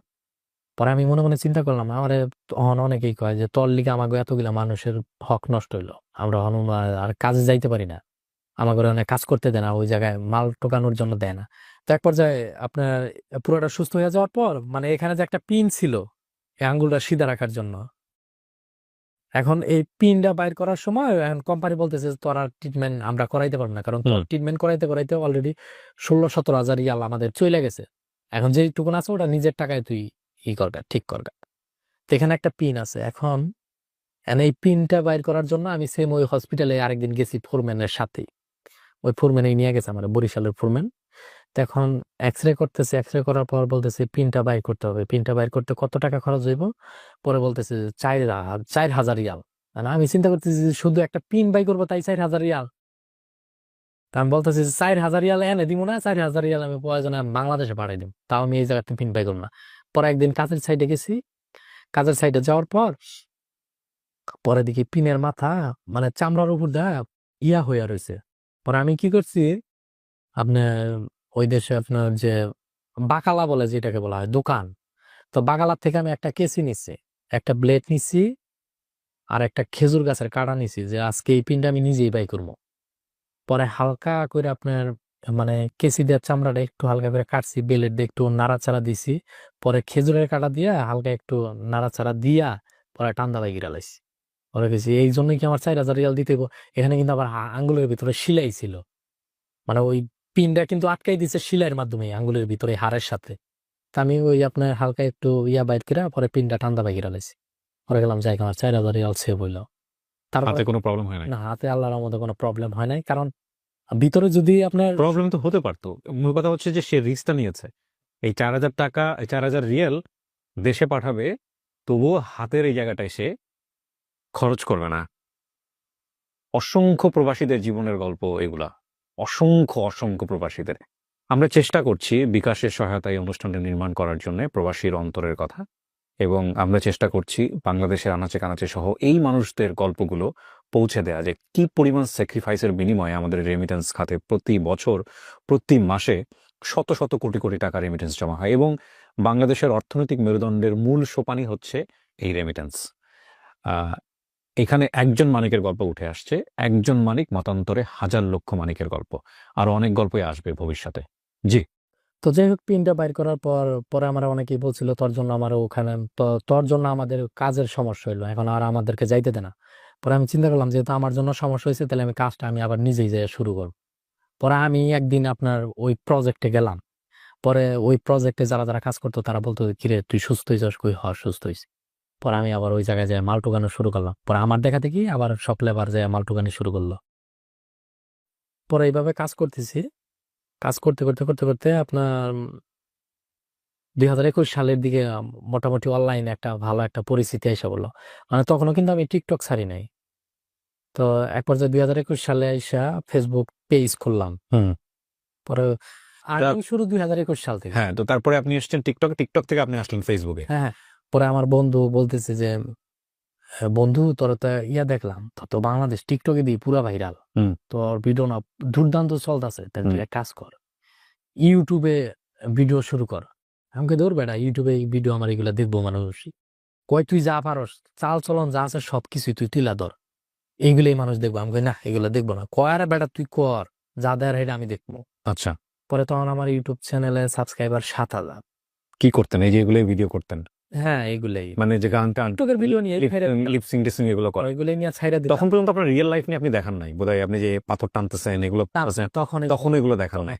আপনার একটা ভিডিও ছিল এরকম যে আপনি কোন একটা ডোবা থেকে 2টা মাছ মারছেন, আমি যদি ভুল না বলে থাকি। মাছ মেরে নিয়ে আপনি বলতেছেন যে আজকে এটা ভাজি করে খাবো বা এরকম কোনো কিছু। হ্যাঁ, আমার কাছে এটা দেখে মনে হচ্ছে যে এটা কি শুধুমাত্র উনি মানুষের সিম্প্যাথি পাওয়ার জন্য এটা করতেছে? আসলেই কি বিদেশের জীবন এরকম? এই প্রশ্নগুলো আমার ছিল। তো এখন আমি রাইট নাও আপনার গল্প শুনে আমার কাছে যেটা মনে হচ্ছে, okay fine, this is the real life. হয়েছে কি, আপনার যে বিষয়টা বললেন, সৌদি আরবে কিন্তু লালের মতন একটা সিস্টেম আছে। আচ্ছা, লালার মতন, ওই লালার মধ্যে আপনার তেলাপিয়ার মতন, তেলাপিয়াই ধরা চলে আর কি, তেলাপিয়ার মতন বিভিন্ন ধরনের মাছ যাওয়া আসা করে। ওই দিক থেকে কিন্তু সৌদিরা পর্যন্ত মাছ মাইরা খায়, অনেক বাঙালিরাও খায়। আচ্ছা। তো কাজে আমি ওখান থেকে একটা মাছ মানে উঠাইছিলাম। মাছ উঠাই বলতেছি যে, মাছটা যদিও মরা ছিল, ওইটা আপনার ফেসবুক পেজে ছাড়া হয়েছিল তখন 20 মিলিয়ন না 21 মিলিয়ন। ওই সময় ফেসবুকের ভিডিও রিচ অনেক ভালো ছিল, এখন এইরকম চিন্তা করাই যায় না। যাই হোক, হ্যাঁ, তো আপনার কি হলো, মানে আপনি যেটা বলতেছিলেন যে ইউটিউবে তখন 7,000 সাবস্ক্রাইবার। হ্যাঁ, তখন ইউটিউবে 7,000 সাবস্ক্রাইবার। তখন বলতেছে তুই চলাফেরা বিভিন্ন কিছু তুইলা ধর, এইগুলোই মানুষ দেখবো। তোর লাইফে যেটা ঘটতেছে সৌদি আরবে, কিন্তু এগুলোই তুলে ধর। সৌদি আরবে বিভিন্ন জায়গায় যাইতেছস অথবা কাজের সাইডে তুই কি করতেছস, এইগুলোই তুলে ধর, এগুলোই মানুষ দেখবো। পরে আমি তাই শুরু করলাম যে না, মানুষ তো তাই দেখে। মানে আমার লাইফস্টাইলে আমি কিন্তু যা দেখেছি এগুলো সব বাস্তব। এগুলো হয়তো অনেকেই বলে যে তুই মানুষের সিম্পিতি নিয়ে খেলছস, মানুষের ইমোশন নিয়ে খেলছস। হ্যাঁ, এটা আসলে, এটা যারা ভাবে তারা সম্পূর্ণ ভুল। হয়তো আপনার শোতে আজকে এই বিষয়টা ক্লিয়ার করতেছি, আসলে এগুলো আমার ভুল ছিল না। আমার সৌদি আরব লাইফে এত খারাপ সময়ও গেছে, মানে কাজের সাইডে এত, মানে আমি যে কাজগুলো দেখেছি এগুলো 100% সত্য। এটা আমার কোম্পানিতে যারা থাকে, আমার ফোরম্যান যারা আছে তারা বলতে পারবে যে আমি বাস্তবে যেগুলো তুলে ধরছি এগুলো সব কি বাস্তব। কি করতেন আপনি কন্টেন্ট? আমি আপনার ওই দেখা গেছে যে কোনো একটা কাজ করতেছি, কোনো কিছু একটা পাইতেছি, ওই যে বলদের কাজ করতে, হ্যাঁ, হ্যাঁ, ওই যে ব্রড করে এগুলো টিভি ফ্রিজ পাইলে, একটা ফ্রিজ পাইলাম, ওইটাই মানুষের তুইলা দেখাইলাম যে আজকে একটা ফ্রিজ পাইলাম, এটা বিক্রি করবো। হ্যাঁ, এটা বিক্রি করবো। অথবা আজকে মানে একটা মাজরার মধ্যে গেলাম, মাজরা মানে ওই যে আপনার যেগুলো আপনার পুরাতন হয়ে গেছে, সৌদিরা ভাঙ্গা চুরা থুয়ে গেছে গা, ওই জায়গায় দেখা গেছে যে বিভিন্ন পিলার মিলার। আপনার ভিডিওতে যেটা দেখা যায়, হ্যাঁ, মজার বিষয় হচ্ছে যে আপনি যেগুলো স্ক্র্যাপ গুলো যখন কালেক্ট করছেন, আশেপাশে কোনো লোকজন নাই, বিরান মরুভূমি। আসলে কি এরকম ফাঁকা? হ্যাঁ, এরকম ফাঁকা ফাঁকা জায়গা আছে, অনেক আছে, আচ্ছা, অনেক ফাঁকা আছে।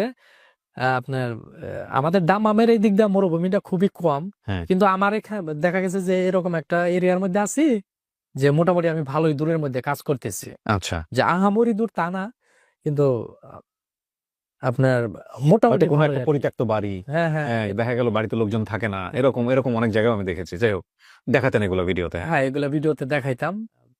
আমার লাইফে যেগুলা ঘটছে আমি এগুলাই তুলে ধরছি। হয়তো এগুলা নিয়ে অনেকেই অনেক ট্রল ট্রল করছে যে করছে, হ্যাঁ। তুই মানুষের ইমোশন নিয়ে খেলছস। আসলেই ভাই, আমি মানুষের ইমোশন নিয়ে খেলি নাই। এটা আমার লাইফে এটা ঘটে গেছে, যে ইয়াটা ঘটে গেছে আমি এটাই দেখেছি। অনেকে বলে যে তুই প্রবাসীর মান সম্মান নষ্ট করছস। হ্যাঁ, হ্যাঁ, এটাই ভাই, আমি বলে। তাদেরকে একটা কথা বলতে চাই, ভাই দেখেন, প্রবাস হলো এমন একটা জিনিস, যে প্রবাসে অনেকে পায়ের উপর পা তুলে খায়, অনেকে গাদার মতন খাইটাও জীবনে কোনো কিছু করতে পারে না। তখন আপনি আপনার পায়ের উপর পা তুলে খাইতেছেন। আমি আমি যে ভিডিওটাই করি না কেন, আপনার মান সম্মান কেন নষ্ট হবে? আমি কিভাবে আপনার মান সম্মান নষ্ট করবো? হুম। আপনি রাজার হালেই চলতেছেন। তাহলে বাংলাদেশে যারা ভিক্ষা করে খাইতেছে তারা কি বড় লোকের কোনো ক্ষতি করতেছে? তাদের কারণে কি বড় লোকের কোনো ক্ষতি হইতেছে ওই ভিক্ষুকের জন্য? তাহলে আমি ওই দেশে কষ্টের কাজ করতেছি, আমার লাইফে কষ্টের কাজ আমার জীবনে দেখা দিছে, আমি ওইগুলোই তুলে ধরছি।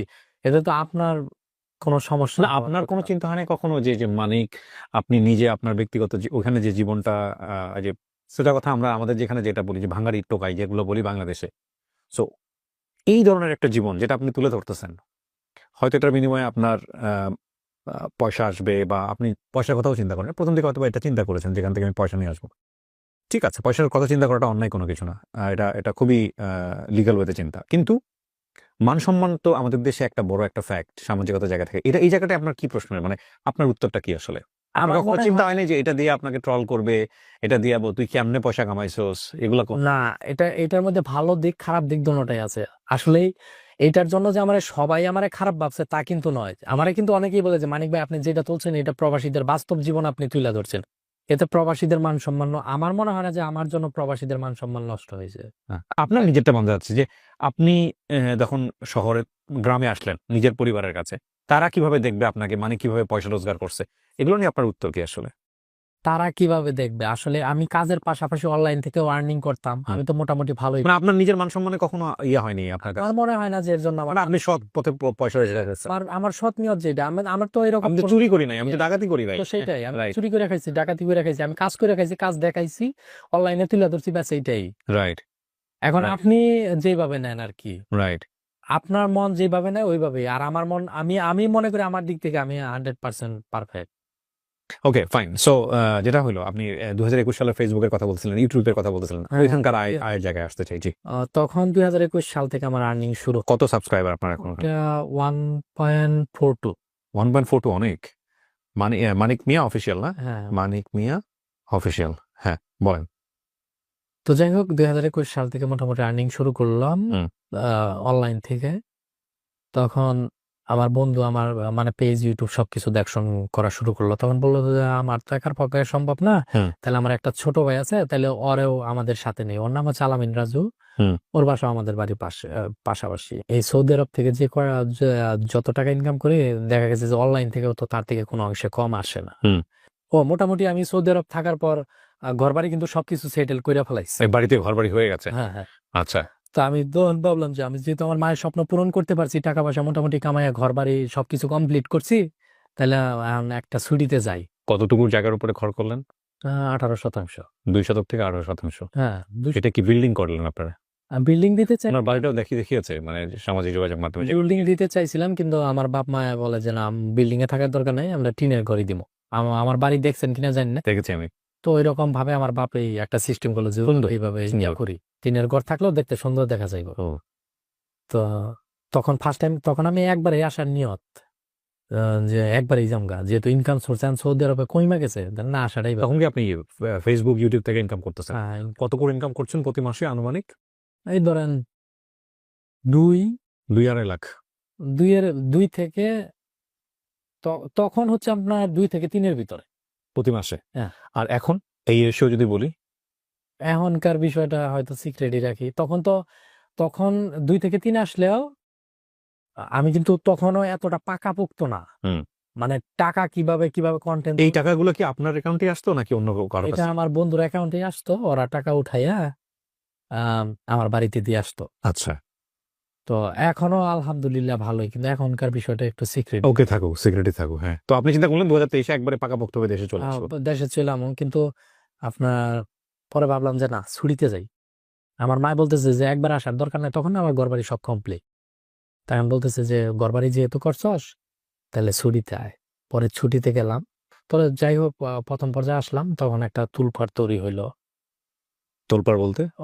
একটা ট্রেন্ডিং মানে বিদেশ থাকা অবস্থায় ভিডিও তৈরি করছি, সবাই একটা দেখার আগ্রহ হয়ে যায়। ও আপনার বাড়িতে, হ্যাঁ, প্রতিদিনই লোকজন যাইতো আপনাকে দেখতে। এত পরিমাণে লোক যাইতে আমার মানে মনে করেন যে যে কয় মাস ছিলাম আমার চোখ একদম হারাম হয়ে গেছিল। আহ। পর্যায়ে আমি পালাইয়া টাঙ্গাইল আপনার বাসার মধ্যে থাকতাম। মানে তারা এটা বোঝার চেষ্টা করতো না যে একটা মানুষ এত বছর পর বাংলাদেশে আসছে, একটু ঘুম টুম দরকার, হ্যাঁ রেস্ট দরকার। ঘুমের দরকার আছে, কিন্তু তারা এটা কোনো সময় বোঝার চেষ্টা করতো না। তারপর আমার ঘুম মানে হারাম হয়ে গেছিল, মানে আমি পাগল পাড়ার মতন হয়ে গেছিলাম যে না এইভাবে তো আর টিকা যাইবো না। আমি তো বুঝি যে মানুষ ভালোবাসার জন্য আসে, হ্যাঁ। কিন্তু আমি তো আর পারতেছি না, মানে আমার ঘুমের জন্য, ঘুমের অভাবে আমি ঠিক থাকতে পারতেছি না। পরে এক পর্যায়ে আমি টাঙ্গাইল চলে যাই। টাঙ্গাইল ওখানে এই যে আমার ছোট ভাইয়ের বাসায় ওখানে থাকলাম। আমি যেখানে বিয়ে করছি ওদের বাসা হচ্ছে ময়মনসিংহ। হুম। পরে ওখানে যে গেলাম, ওর বাবার সাথে দেখা করলাম। পরে বললো যে আমরা বিষয়টা বললাম যে আমি তো আপনার মেয়ের সাথে এরকম একটা সম্পর্ক, আপনার মেয়ের আমি বিয়ে করতে চাই। হুম। পরে বললো যে আচ্ছা সমস্যা নাই, তুমি এক কাজ করো, তুমি এখন আপাতত তোমাদের বাসায় যাও, আমরা একদিন আসবো তোমাদের বাসায়। পরে বললাম যে আপনার মেয়েকেও সাথে নিয়ে আসবে।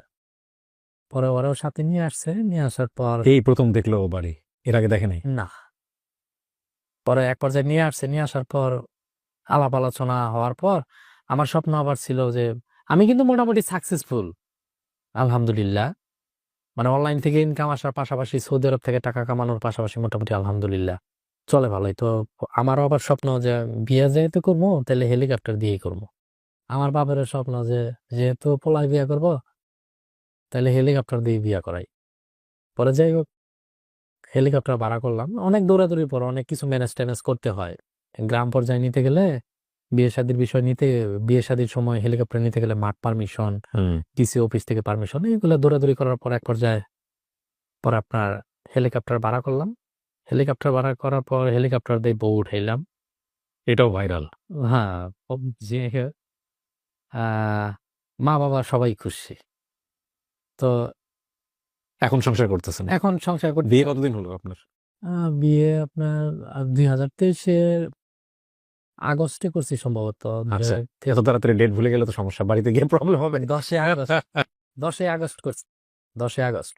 আমার মা বাবার দোয়ার কারণে, এমনকি আমি পরিশ্রম করছি বলে হয়তো এত দূর আসতে পারছি। কারণ আমি যে ঘরবাড়ি করা, তারপরে যে অনলাইন প্ল্যাটফর্মে একটা পরিচিতি লাভ করা, এগুলো তো সবকিছু আমার চিন্তা ভাবনার বাহিরে ছিল। কারণ আমি আগে এমন একটা মানুষ ছিলাম যে মেয়েদের সামনে যাইতে আমার সব, মানে আমাদের মেয়েদের সামনেও যাইতে আমার শরম করতো।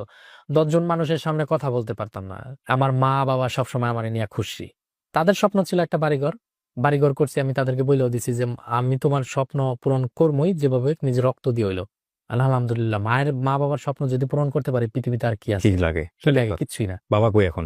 বাবা এখন দেশে আছে। এখন উনি তো আর চান না? না না না, উনি এখনো বাড়িতেই থাকে, ওনার চলার জন্য খরচের টাকা পয়সা দিই। সেটা আপনারা দিয়ে দেন? হ্যাঁ আলহামদুলিল্লাহ। আমার মা বলছে যে যেহেতু আমি আরেকটা দেশের জন্য বইসা রয়েছি, যে বলছে হ্যাঁ হবো ইনশাল্লাহ। আপনার মতো জায়গা থেকে সফল হতে চায়, তাদের জন্য আপনি কি পরামর্শ দেবেন? আমরা তো অনেক সময় অনেক মানুষ আছি যে বড় বড় স্বপ্ন দেখি, কিন্তু ওই স্বপ্নের জন্য পরিশ্রম জিনিসটা আমরা করতে চাই না।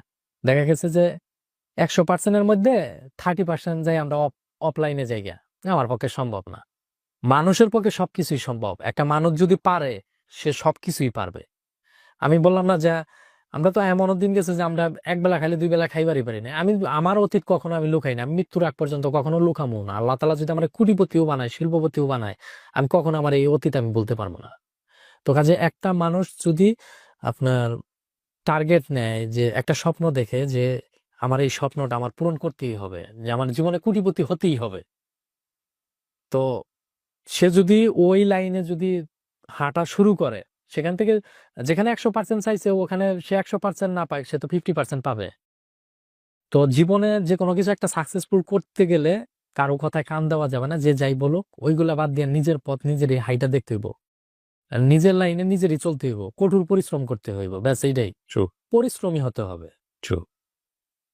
অসম্ভব সুন্দর একটা এপিসোড, প্রিয় দর্শক এবং শ্রোতা। আমি ধন্যবাদ জানাই বিকাশকে আমাদের অনুষ্ঠানটি পাবলিক প্ল্যাটফর্মে নিয়ে আসার জন্য, সুযোগ করে দেওয়ার জন্য, এবং আমাদের এই যে প্রবাসীর অন্তরের কথা, বিকাশ প্রেজেন্স প্রবাসীর অন্তরের কথা, এটার প্রথম এপিসোড আপনারা দেখলেন। এটা নিয়মিত আসতে থাকবে ইনশাল্লাহ। এবং মানিক ভাইকে ধন্যবাদ যে আমাদের এই অনুষ্ঠানে তিনি সময় দিয়েছেন। আমরা বিশ্বাস করি মানিক ভাইকে দিয়ে শুরু হলো অসংখ্য মানিক, অসংখ্য রত্ন, যারা বাংলাদেশ থেকে গিয়ে নিজের জীবনের সবচেয়ে গুরুত্বপূর্ণ সময়টা বিদেশের মাটিতে দিয়ে বাংলাদেশের জন্য যারা রেমিটেন্স নিয়ে আসছেন, নিজের পরিবারের মুখে হাসি ফোটাচ্ছেন, তথা দেশের মঙ্গল করছেন, সেই সব মানিক বা রত্নদের গল্প আমাদের এই অনুষ্ঠানে উঠে আসবে। যদি আপনি তাদের মধ্যে একজন হন, আমাদেরকে মেইল করতে পারেন। আমাদের মেইল অ্যাড্রেসটি হচ্ছে share my story 24